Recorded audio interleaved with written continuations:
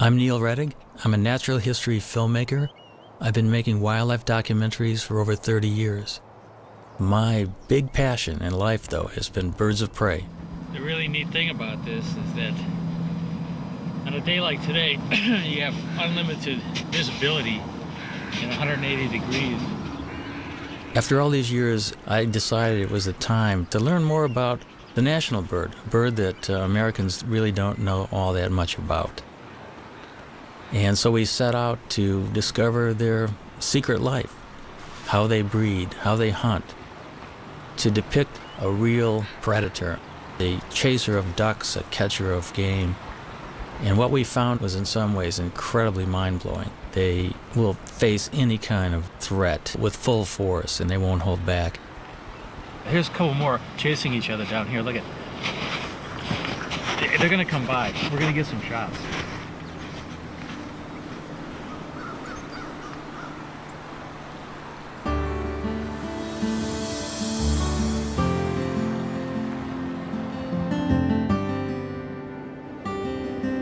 Along a tributary of the Mississippi, Neil finds the perfect nest site. It happens to be right above the state fish hatchery, in a huge cottonwood tree. Now these eagles turned out to be an extraordinary pair to work with. Not only were they very tolerant of human activity, but they were also catching trout right under the nest in the fish hatchery ponds. The female was a particularly cool character. She had one eye missing.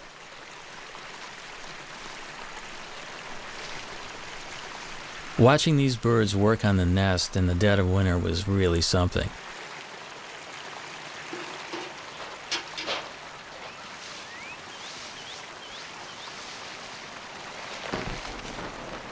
But the most exciting thing was watching them actually swoop down into the waters of the fish hatchery pond.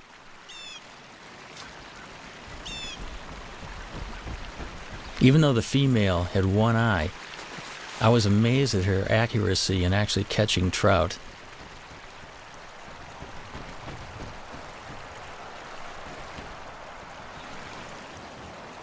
There was no toleration of trespassers. The nest site is the nucleus of their activities, and they have to protect the resources right near the nest. Any other eagle that would come anywhere near that fish hatchery pond would be chased off. It's a demonstration, too, of speed and agility. The maneuvers were remarkable through the branches. And that is one of the things that has always just surprised me about this species, how fast they are.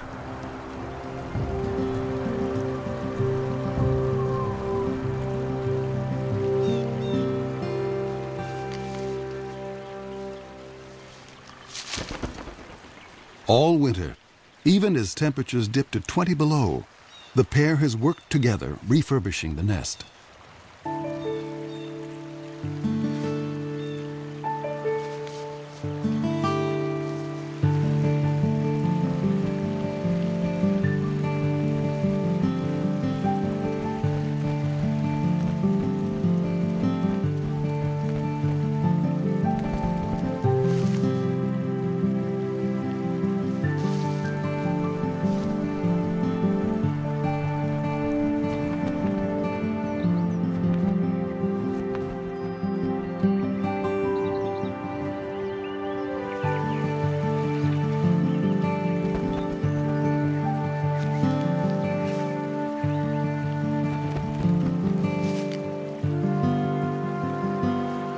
I think a lot of the nest building activity is part of pair bonding because they have to get their act together as a matter of survival.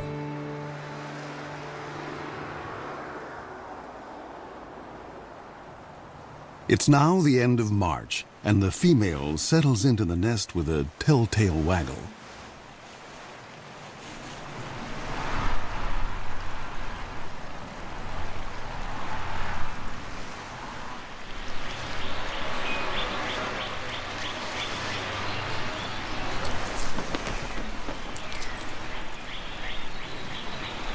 Bald eagles normally lay 2 to 3 eggs.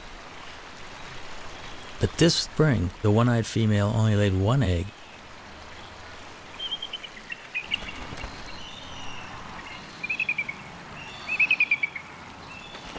The couple begins a daily routine.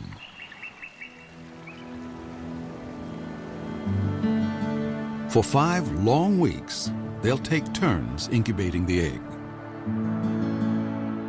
As winter ebbs, the well-practiced team seems to be headed for success. But spring is a fickle season.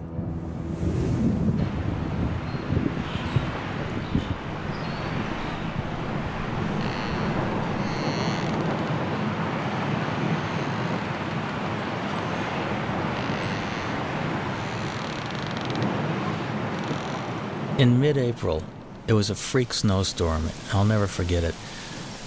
The nest was being blown around by this violent wind. The snow was going absolute horizontal, and it just kept reminding me of what these birds are facing in everyday life.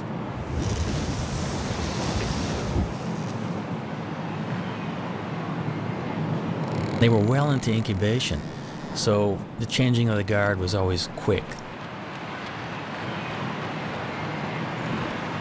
Because you got to remember, they have delicate eggs that they're protecting and keeping warm.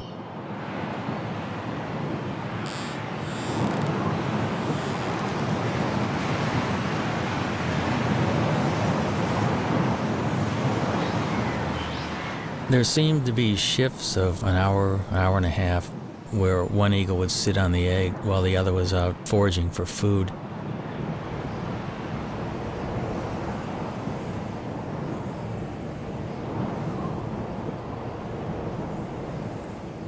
Through this storm, the male sat, waiting for the female to return.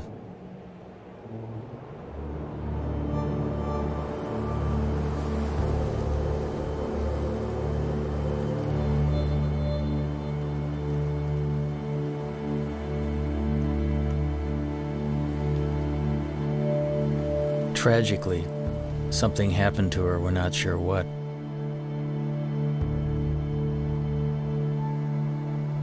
There's so many things out there that can work against the survival of these magnificent birds, and makes you realize how fragile their existence actually is.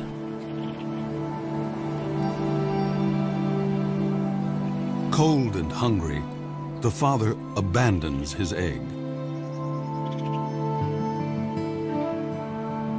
Now he has lost almost everything. He may find another mate and start all over again. But until then, he must defend his territory alone.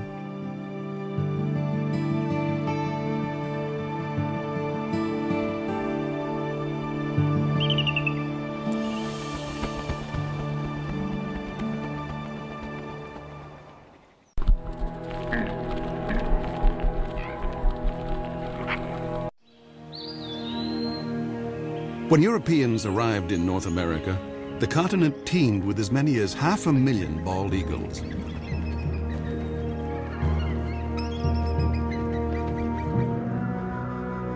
But as settlers advanced, the raptors became targets, and their nesting trees fell to the blade.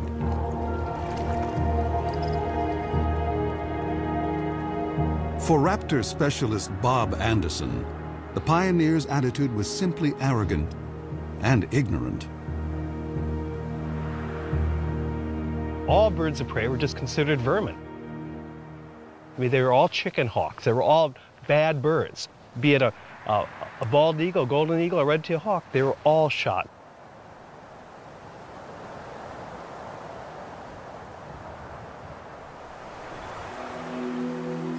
At the start of the 20th century, bald eagles were under siege across the lower 48. Alaska seemed like the last wild place, and there the bald eagle thrived. But in 1917, the territory introduced a cash bounty. By mid-century, over 120,000 eagles had been shot. And the gravest threat was still to come. After World War II, DDT came into widespread use to control insect pests. Bald eagle numbers went from decline to free fall.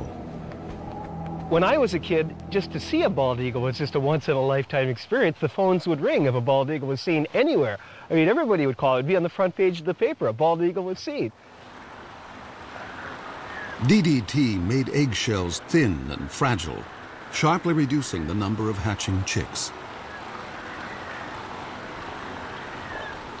The crash was taking place so rapidly, I was just convinced whatever eagle I saw was just going to be a dinosaur. In my lifetime, they were going to be extinct. In the 1960s, just over 400 nesting pairs remained in the continental United States. In the 70s, 2 centuries after embracing an icon of wildness, the U.S. declared the bald eagle endangered. America's symbol of strength had become an emblem of environmental degradation. But America was not about to forsake its troubled symbol. Researchers finally persuaded Congress to take action against DDT. By 1973, general use of the pesticide was banned. Almost immediately, bald eagles started to rebound.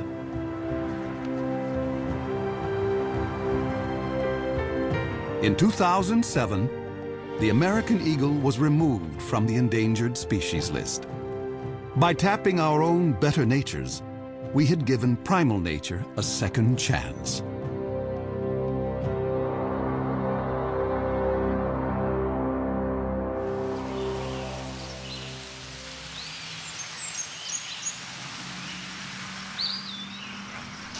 It was late summer and the eagle had left the nest. It was a perfect opportunity to climb the 80 feet up and investigate. Bob and I wanted to have a look to see just what was on the nest.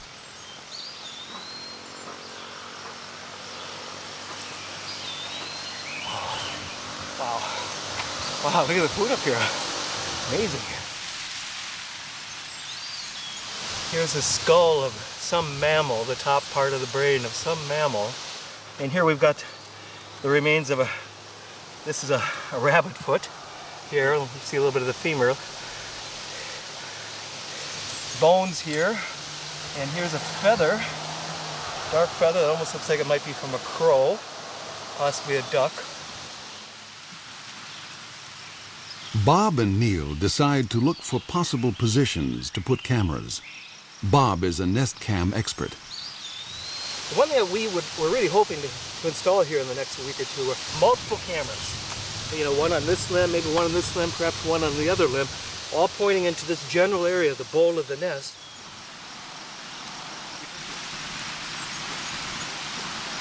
You've heard of sea legs? We have to have tree legs when working with this job.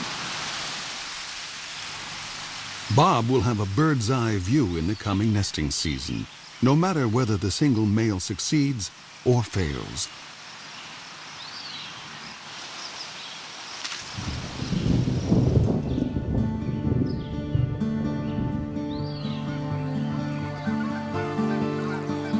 October in the upper Mississippi Valley. The fall weather is mild, and eagles are free from the burdens of the nest.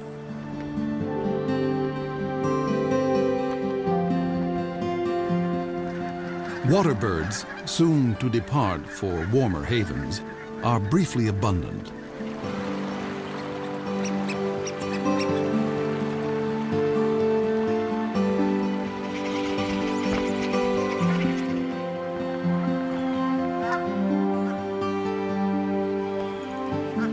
Joining the eagles that live here year-round are bald eagle migrants flying south from Canada. Some have flown 1,400 miles to find open water. This surge of eagles now turns to hunting. Bald eagles will sometimes chase mallards, but the river offers much easier prey. Coots raft together by the thousands, and these calm birds are a favorite meal. A strong wind allows an eagle the rare chance to hover like a smaller raptor, the kite.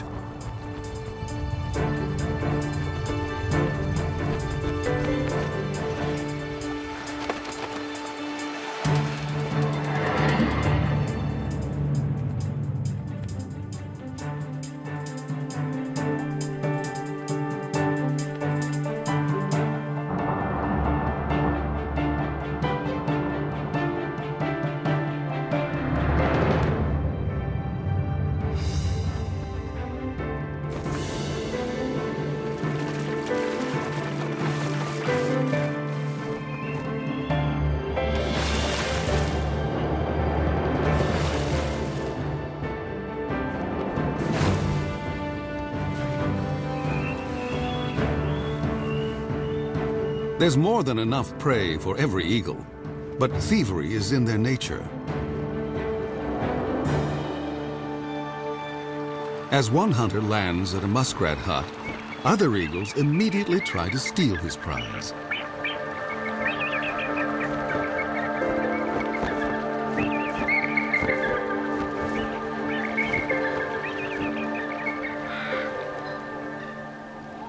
This autumn bounty is a returning glimmer of the old days. In November, when the eagles are staging on the upper Mississippi, there is one place far to the north that is almost primeval, an untouched wilderness. This is the Chilkat River in Alaska, where great runs of salmon bring eagles from as far as 1,000 miles away. The salmon have made their own epic journey in from the sea to spawn. They will die soon afterwards, but they will sustain this great gathering of eagles, as they have done each autumn for thousands of years.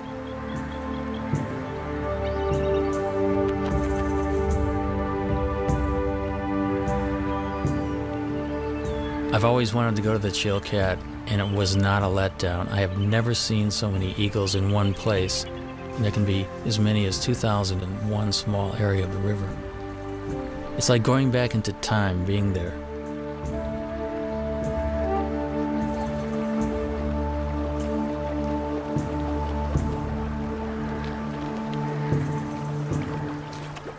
Because bald eagles do specialize often in fish, their feet are modified with tiny projections on the bottom of the toes and the pads of the feet, which actually make it easy for them to grip fish. Their beaks are incredibly efficient at ripping the flesh of fish and other prey that they catch.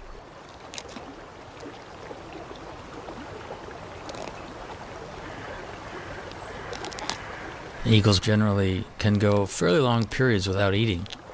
They have what's called a crop, which is an extension of the esophagus, which is a storage bag for food. When there's plenty of food around, they'll take advantage of it by gorging themselves. And they can actually go after a gorge for a week to 10 days without feeding if they have to.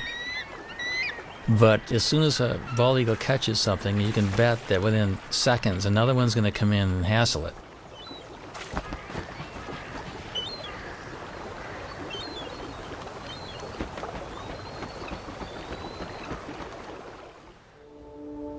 Back along the Mississippi, autumn is on the wane.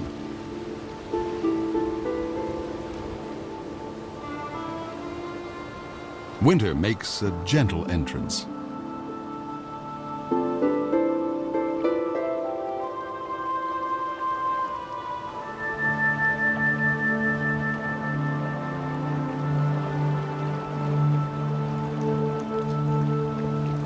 Bald eagles can now walk on the river, although some seem to prefer skating.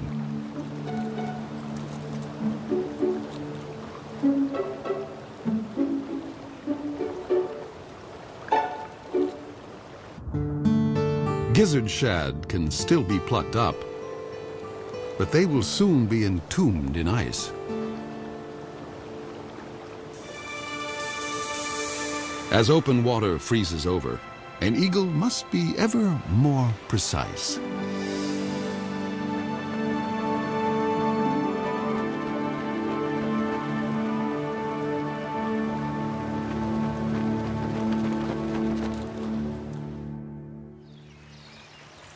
At the hatchery nest, Bob Anderson has been keeping an eye on the widowed male. The male will always make occasional visits to the nest. He still maintains the territory. He's working on his nest, adding little trinkets that might make it more attractive. This particular nest is prime property. It's located so close to a prime food source. And many eagles have been vying to get into the territory.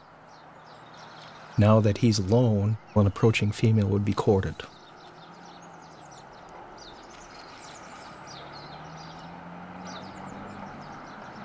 After rearranging his corn husks, the male sets off to cover his territory.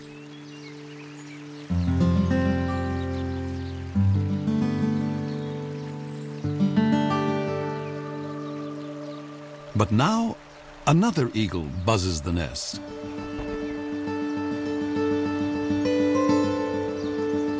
It's a female.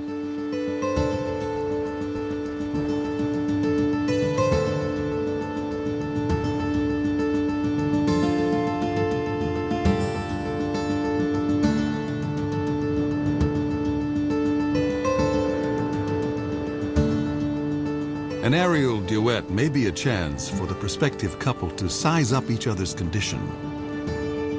A healthy eagle can cruise at 40 miles an hour in level flight and hit 100 in a dive.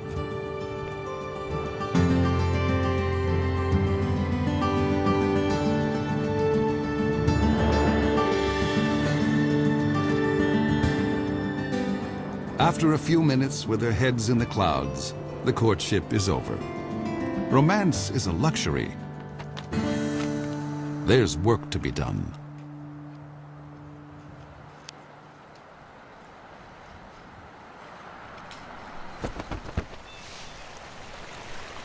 When the eagles first land together on the nest, they're a little bit apprehensive, and I think the moving around of sticks together and grass together just kind of cements the bond. It kind of creates the marriage that will only get deeper and deeper as the weeks progress.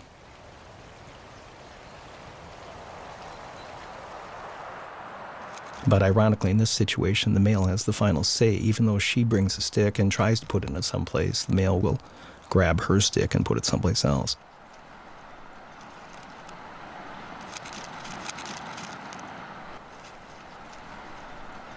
We think she's a 4-year-old. She does have speckles on her head, but you can see a little dark streak on the top of her beak. That dark streak tells us that maybe she's a 4-year-old. He's got a young bride, probably coming into her first breeding season.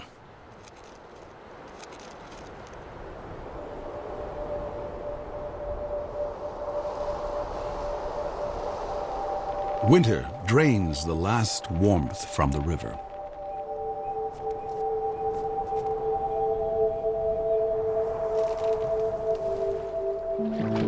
Fresh perils appear for all the creatures along the Mississippi.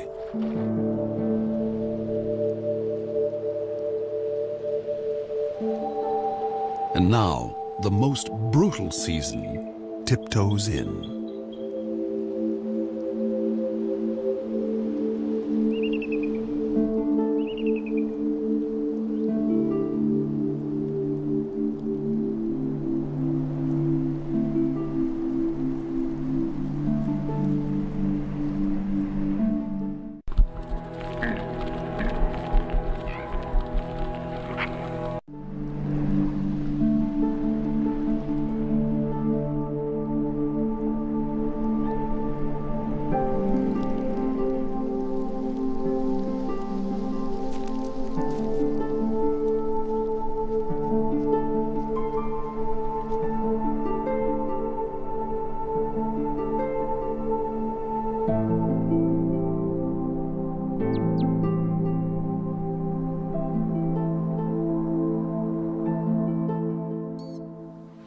In a workshop beneath the Iowa hatchery nest, Bob Anderson checks on his reality show.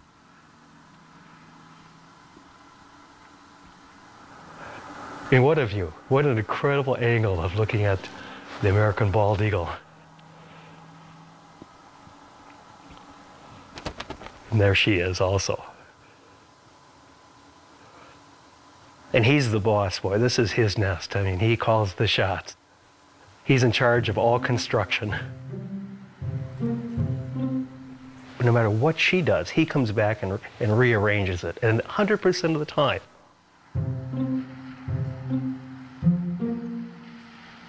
Now, she brought in a little bit of grass, and if she flies off now, he will go take that grass and put it someplace else.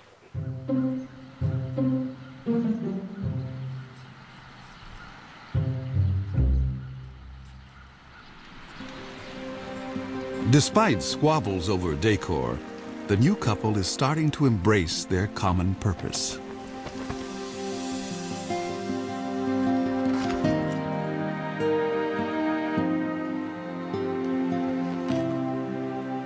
You can actually see them, they're bumping each other, they're interacting, there's no aggressiveness at all. A month ago, they would have never tolerated this being this close to each other. It's like now they're a team. We know that they're getting close to laying their eggs when you start seeing this behavior. The young female lays her quarter-pound egg before dawn.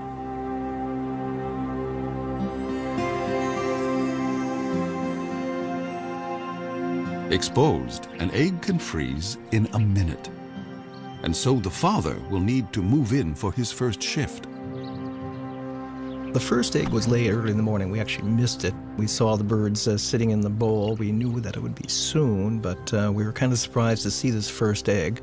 But we can see him, how careful he is with his feet.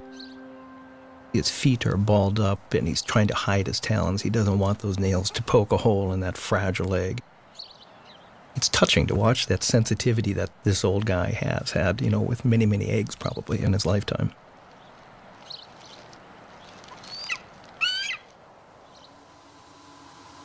If a second egg is coming, it's due 2 days after the first.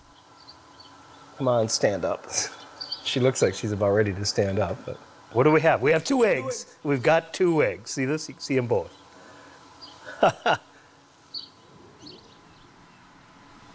So do you feel like a papa? When they hatch, I'll feel like a papa. Yeah. Now we just have to wait 35 days from today to see our first baby. So. If eagles can feel pride or joy, the new parents must be brimming over.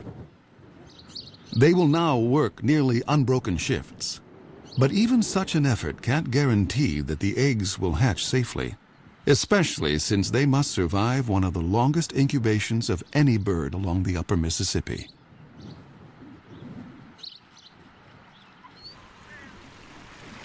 Egg thieves abound. Raccoons and crows are everywhere, so each parent is highly attuned to any sight or sound of menace. And then, another storm.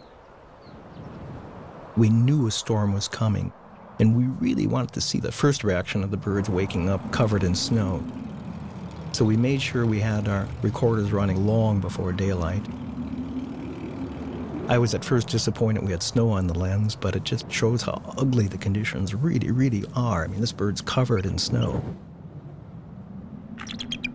And she's screaming right now at the male, going, "Come and relieve me, come and take my place."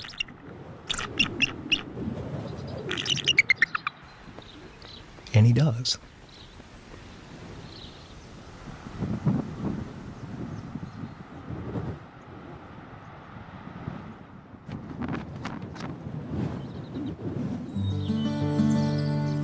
On a Minnesota farm 40 miles away, another family is further along.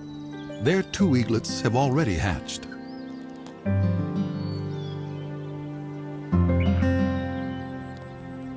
The mother feeds her 4-day-old daughter. The 2-day-old male, hardly able to hold his head up, doesn't seem to be getting a fair share. Although both parents are dedicated, they have a blind spot for one particular peril, one within the family. Sibling rivalry.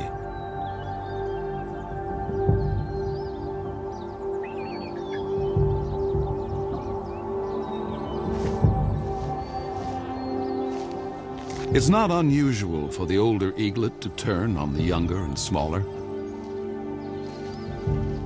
In nature's cold calculation, why share your meals when you can eat more alone?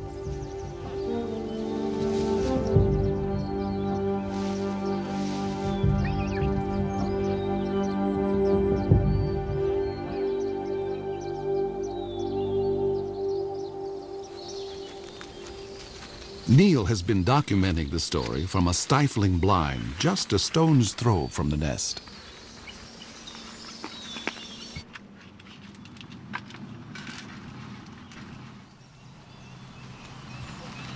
The dynamics of this whole syndrome is that the chick that's beat up becomes weaker and weaker, cowers, is kind of afraid to even stand upright, and the female will always feed the chick that's more robust. And it's called the Cain and Abel syndrome. The feedings go on for about 5 to 8 minutes, sometimes maybe 12 minutes. The bigger chick is getting up to 30 or 40 pieces of food per feeding. The little one would get about 6 to 8 pieces. The last few days we've been worried a lot about whether the younger, smaller chick is going to survive or not. So we got our fingers crossed that little UD, we call him Underdog, is gonna be okay.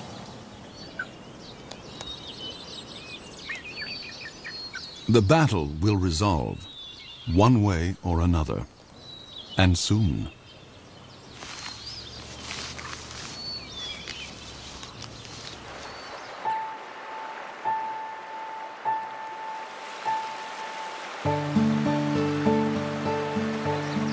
Water flows again at last.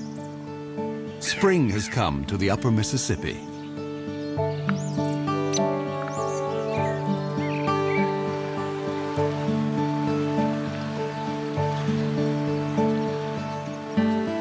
Things are looking up for all of the creatures along the river.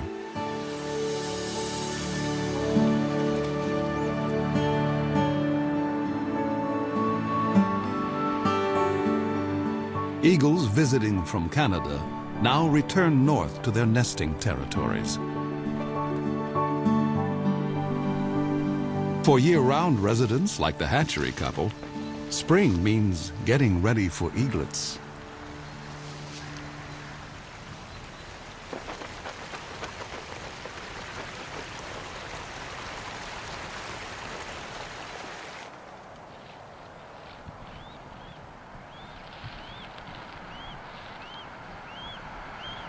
The first babies hatch now, and you can see how kind of inept and clumsy this young bird is.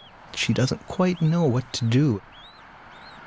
That baby's begging for food, and yet she's not fully responding to it.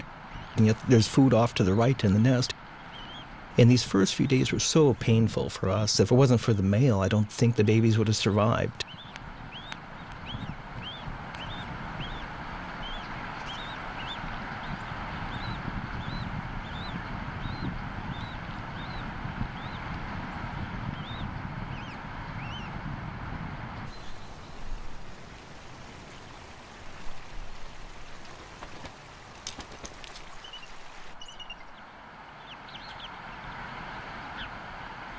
The eaglet is too exhausted to beg.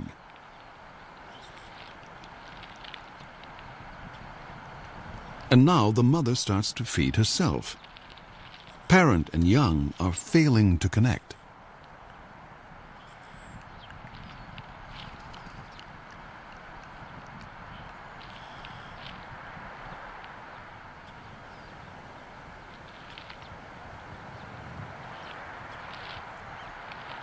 Suddenly, the mother focuses on her chick, as if seeing it for the first time.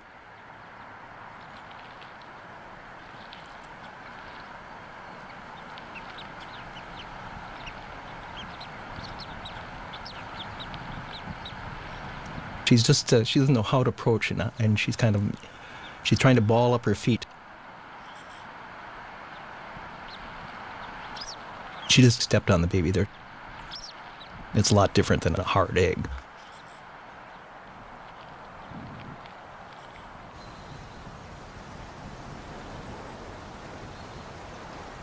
This shot here really just surprises. She had her tail facing into the wind.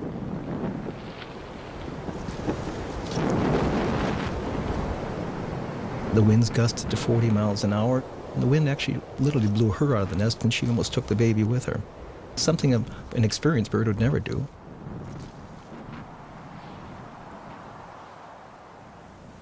It's been a trying day, and the stakes are only going up.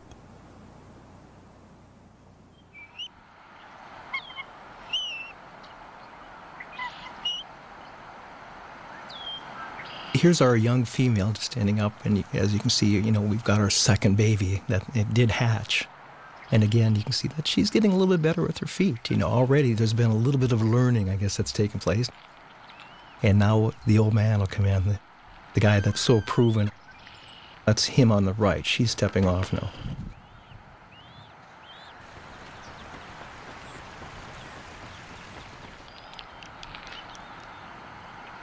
Here's the adult male. He's clearly fed babies before. He just walks in and he'll put the food right in that baby's beak after 1 or 2 tries. He's very experienced. And patient. It will take the eaglet a little practice to actually get something to eat.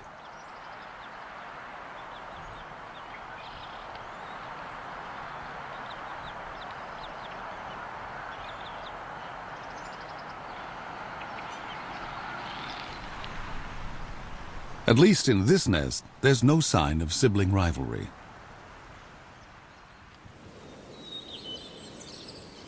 At the Minnesota farm, Neil waits for the outcome of the sibling battle. The sister is alive and sassy, but what about Underdog?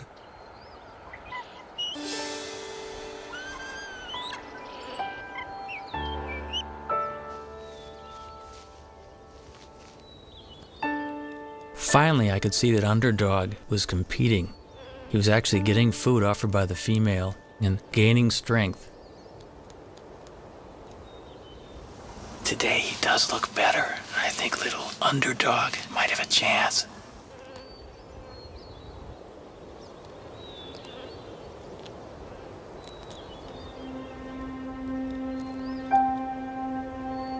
Once the eaglets were 6 to 7 weeks old, the Cain and Abel syndrome was long past, and they were both healthy and vigorous.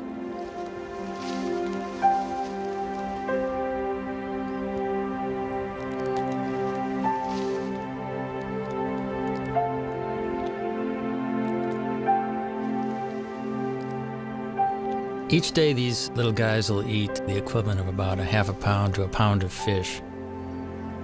The demand on the parents is increasing, and they'll probably bring 4 or 5 kills to the nest during the course of a day. Sometimes their prey is killed for them. But this kind of meal is no free lunch. Every year, countless bald eagles are struck by vehicles.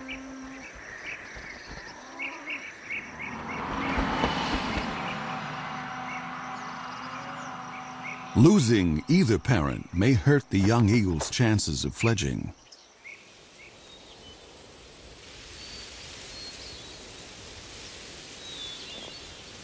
At the age of 10 weeks, 7,000 feathers have replaced the downy coat of youth, allowing new skills to emerge. Underdog starts building up strength with short flights to nowhere. Only 2 weeks remain before the chick's maiden flights.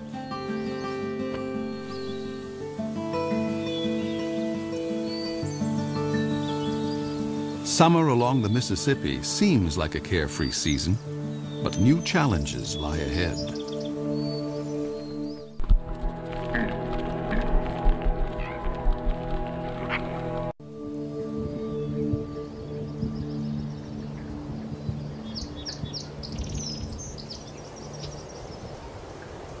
At the hatchery nest, the eaglets are still growing their flight feathers.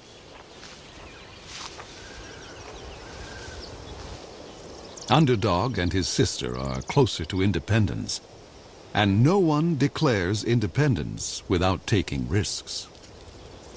This nest is about 60 feet off the ground.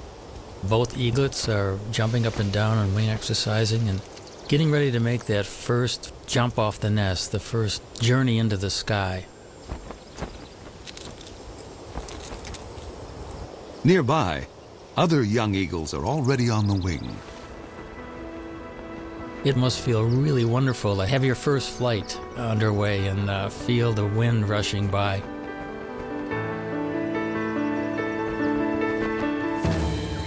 The landing is the tricky part.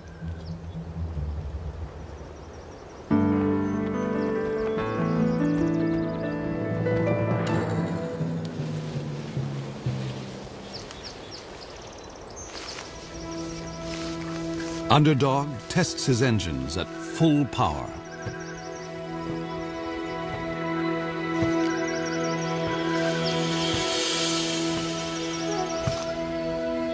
His sister seems to have cold feet.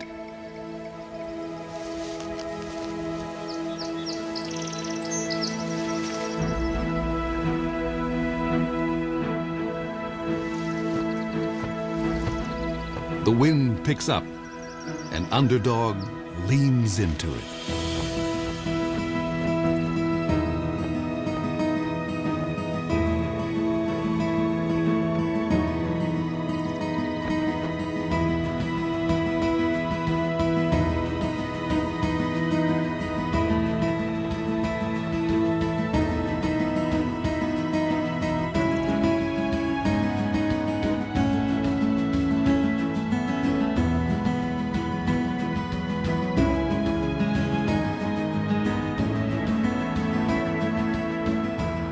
There are misconceptions that birds are taught to fly, but really it's totally instinctive. They do chase their parents around, however, possibly to steal fish, and also because they're bald eagles, they're social.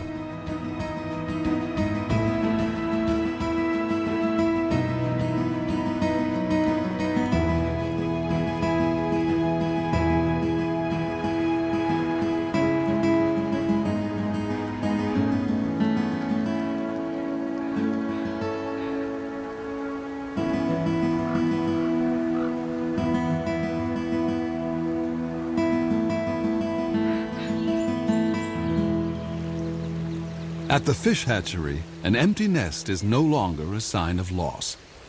It is a sign of two successful fledglings who will soon join a hunting free-for-all.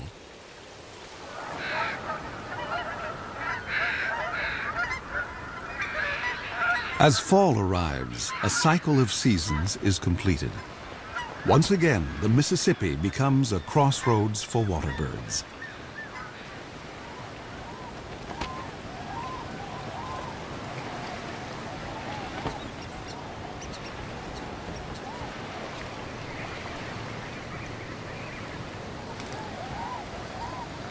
For this year's fledgling eagles, the time has come for the next big test.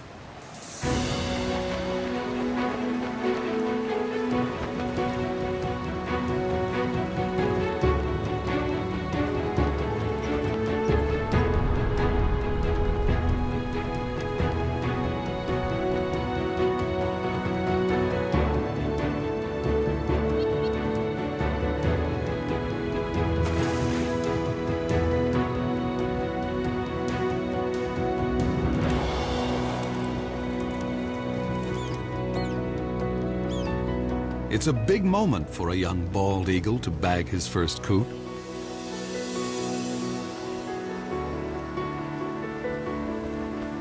The bald eagle's a survivor. It's gone through really bad times, and now it's prevailing. It's an illustration that we can make a difference, and we can be stewards of this planet.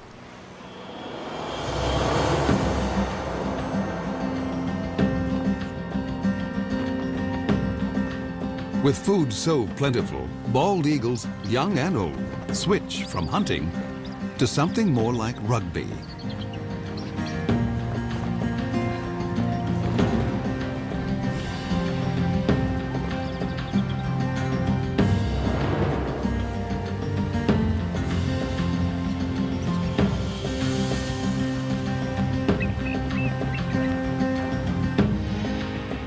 Only one human generation ago, such a celebration of eagles could not have been witnessed on the Mississippi. I think the story of the American eagle is a great parallel to the triumphs and tribulations of our country. And if we look at the eagle as a role model, I think these birds are kind of living a struggle for existence and freedom, just like our country. And I can't think of a better national symbol than the bald